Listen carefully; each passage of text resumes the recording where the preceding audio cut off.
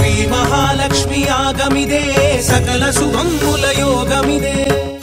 ఇక 9వ తేదీ బుధవారం నాడు ఉదయం తీర్థగోష్ఠి అనంతరం ఇతిహాస పురాణ దివ్య ప్రబంధ మొదలైనటువంటి పారాయణలు కూడా ఇందులో జరుగుతాయి. అనేకమైనటువంటి పారాయణలు అంటే వేదం దగ్గర నుంచి ప్రారంభించి ఆగమాల దాకా ఉండే దివ్య ప్రబంధాల దాకా ఉండేటువంటి పారాయణలన్నీ కూడాను జరుగుతాయి. ప్రారంభం అవుతాయి. దాంతోపాటుగా చతుస్థానార్చన అనేటువంటివి జరుగుతాయి. యజ్ఞాలు ప్రారంభమవుతాయి.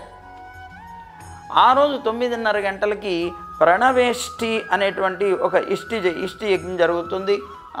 ఆరోగ్యం కోసంగా, అలాగే పరిపూర్ణ ఆరోగ్యాల కోసంగా జరపబడేటువంటి ఇష్టి ప్రణవేష్టి, దాన్నే పరమేష్టి అని కూడా అంటారు. ఈ యజ్ఞం జరుగుతుంది ఇష్టి యాగశాలలో.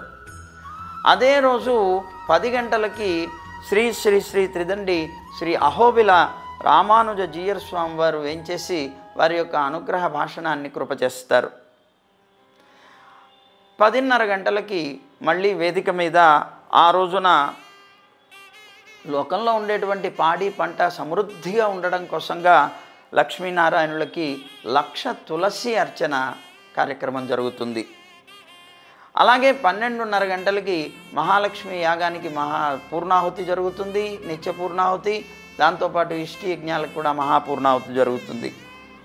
ఆ రోజు సాయంత్రం విష్ణు సహస్రనామ స్తోత్రంతో ప్రారంభమై పండిత ప్రవచనాలతోటి, అలాగే నిత్య పూర్ణాహుతితోటి ఆ రోజు కార్యక్రమాలు పరిసమాప్తం అవుతాయి.